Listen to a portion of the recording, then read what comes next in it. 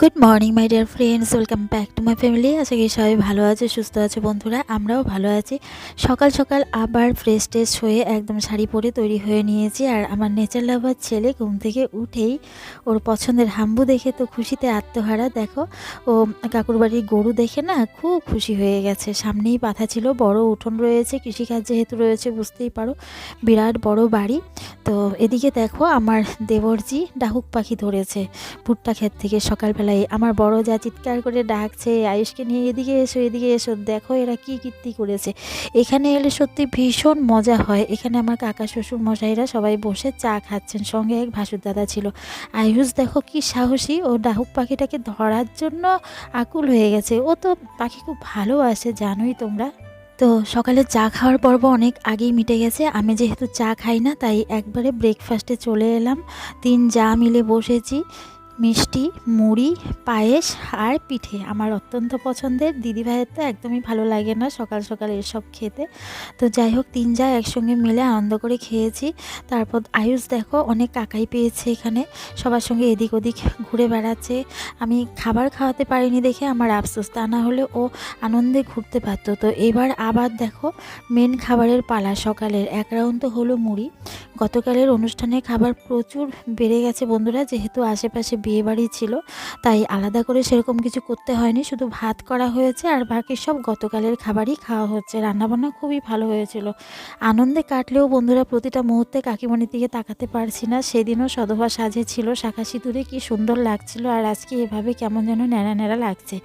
তো এবার বন্ধুরা পাশেই আমার আরেক কাকা শ্বশুরমশাইয়ের বাড়ি রয়েছে, ওদের বাড়িতে যাচ্ছি। এখানে তিন কাকা শ্বশুরমশাই থাকেন। আমার শ্বশুরমশাইরা ভাই ছিলেন, দুজন বাইরে থাকে। তো দুজন মানে দুই কাকুর বাড়ি একদম এক উঠোনে, আর এই কাকুর বাড়ি পাশে। তো কাকিমা খেতে বসেছিলেন, উনি ভোগ দিয়ে তারপর খান। ইস্কনের দীক্ষিত।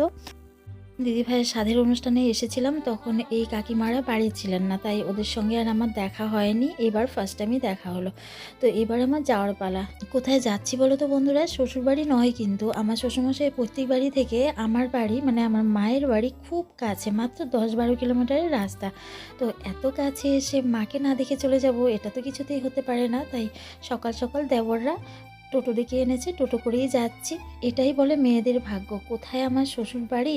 একদমই বাড়ির কাছে, কিন্তু আমার ভাগ্যের লিখন দূরে থাকা। আমি থাকি 7 সমুদ্র 13 নদীর ওই পারে। আমি চাইলেও, আমার মন কাঁদলেও আমি ছুটে আসতে পারি না। এখানে যদি থাকতাম তাহলে তো বন্ধুরা আমি যে কোনো সময় মন খারাপ হলে আমি সকালে গিয়ে বিকেলে চলে আসতে পারতাম। বলদ গরু বন্ধুরা, আমি ছোটোবেলায়ও সব চাষিরা বলদ গরু দিয়ে জমিতে চাষ করতো। এখন উঠেই গেছে, এখন তো সব ট্রাক্টর, পাওয়ার টিলার ওগুলো দিয়ে চাষ হয়। গ্রামের দিকে খুব রেয়ার বলদ দিয়ে চাষ করা চোখে পড়ে। তো এখানে মাঠে চাষ করা দেখে আমারও মন ভরে গেছে, আয়ুষও ভীষণ খুশি হয়েছে। আমি টোটো রিজার্ভ করে নিয়েছি পার্সোনালি, কিন্তু রাস্তায় যেহেতু যাত্রী ছিল, তাই টোটোওয়ালা দাদাকে বললাম তুলে নিতে। ফাঁকা যাচ্ছে, শুধু শুধু ওনার দুটো পয়সা রোজগার হবে, তাই বললাম যে না, তুলে নাও, আমার কোনো অসুবিধা নেই। তাই উনি যাত্রী তুলে নিলেন। তো দেখো কীরকম গ্রামের সৌন্দর্য, ফাঁকা মাঠ, আর এদিকে একটা বড় ঝিল টাইপের চোখে পড়লো, খুব সুন্দর লাগছে দেখতে। এগুলো দেখতে দেখতে কখন যেন বন্ধুরা পুরো রাস্তায় ফুরিয়ে গেছে। একদম মানে দেখতে দেখতেই বন্ধুরা বাড়ির সামনে চলে আসে। এই দেখো আমাদের ভুট্টা গাছগুলো কত বড় হয়ে গেছে।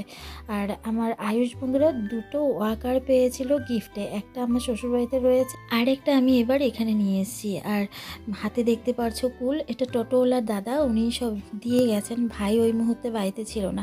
কুলটা না মামিকে বলেছিলাম 10-12টা কুল দাও, মামি একদম পুরো বোঝাই করে দিয়ে দিয়েছে। ফুলদাকে দেখো অনেক দিন পর তোমরা দেখতে পারলে, আমিও দেখলাম। অনেক নালিশ দিচ্ছে আমাকে, অনেক অভিযোগ জমা হয়ে থাকে ওর। অ্যাকচুয়ালি ওর সঙ্গে আমার একটা অন্যরকম সম্পর্ক। ভাই আজকে বিশাল বড় একটা কাতলা মাছের থেকে মাছ কিনে এনেছে, ভেবেছে যে বাড়িতে জামাই আসবে, কিন্তু আয়েশের পাপা আজ আর আসেনি, কারণ এখানে এলে ওর আরও একটা দিন বেশি থাকতে হবে, রাত না থেকে যেতে চায় না। বাড়িটা ফাঁকা, মামির উপরে দিয়ে আসা হয়েছে, তাই ও ওদিক থেকেই চলে যাবে। তো মা মাছ ভাজছে, আমি তো এখন এখানে এলে একদম মহারানীর মতো হয়ে যাই।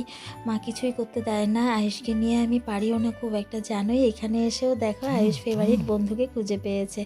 আমাদের পাশের বাড়ির রাখালদার গরুগুলো আমাদের এখানে ঘাস খেতে দিয়েছে। আয়ুষ তো ভীষণ খুশি। তো চলো এক নজর বাড়িটা ঘুরে দেখি। ভুট্টা গাছগুলো তো আগেই দেখেছো। এখানে রসুন ক্ষেত, অনেক বড় হয়ে গেছে রসুন গাছগুলো। আর এই যে দেখো পালং গাছ, সঙ্গে এই যে ছোট ছোট পাতা ঝিরিঝিরি দেখছো, এগুলো হচ্ছে গাজর। গাজর কিন্তু হতে অনেক টাইম লাগে। ধনে ফেলানো হয়েছিল, ধনে গাছে ফুল ধরে গেছে। আর ফাঁকা ফাঁকা জায়গায় দেখো এক সুন্দর গাঁদা ফুলের চারা লাগানো হয়েছে। এখানেও দেখো গাজর গাছ, এই যে দেখো ছোট্ট ছোট্ট পাতা হয়, অনেক দিন লাগে গাজর হতে। তো বাবার মঠের এখানে এসে একটু তাকিয়েছিলাম মঠটার দিকে। বাড়ি এলে, মঠের কাছে এলে একটা চরম শান্তি পাই এখানে কিছুক্ষণ দাঁড়িয়ে থেকে নীরবভাবে। তো লাউ গাছ দেখেছো সুন্দর লতানো। দেখো মাছের তেলটাও খুব সুন্দর ছিল। বেগুন দিয়ে মা মাছের তেল ভাজছে, কিছুটা তেল উঠিয়ে রেখেছে, অনেকটা তেল উঠেছে মাছ থেকে। আর মাছের ঝোল, এই সিম্পল রান্নাই হবে।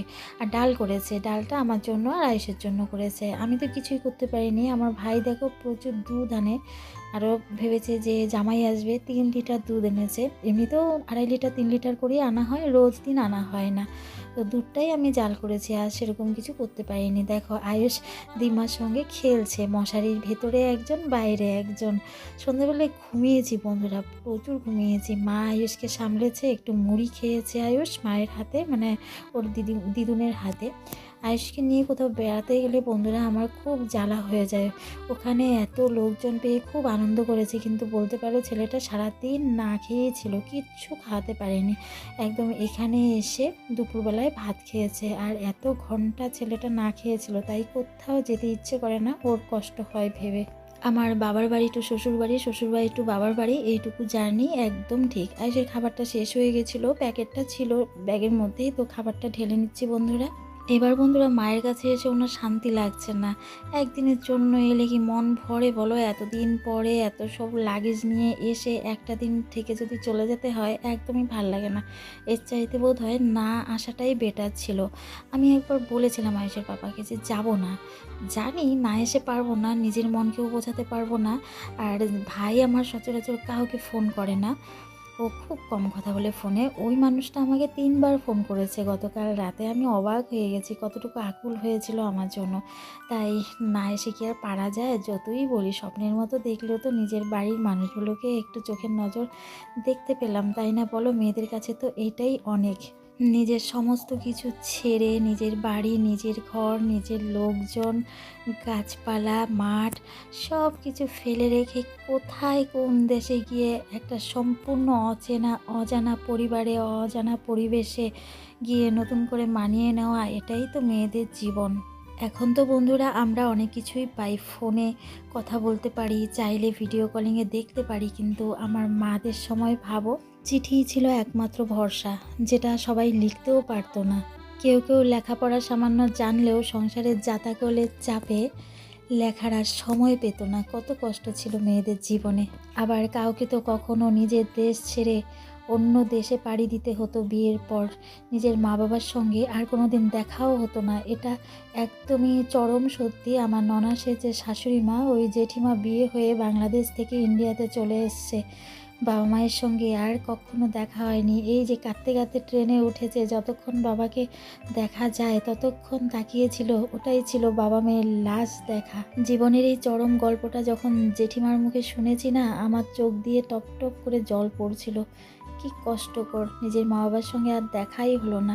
অনেক কথা হলো বন্ধুরা, এবার আয়েশের খাবারটা রেডি হয়ে গেছে। ওকে তো জানোই অনেকক্ষণ সময় ধরে খাওয়াতে হবে, তারপর আবার ব্যাগ গোছাতে হবে, সকাল হলেই ট্রেন ধরতে হবে। তো সবাই ভালো থেকো, সুস্থ থেকো বন্ধুরা, আবার কাল দেখা হচ্ছে। Tata, bye bye, good night.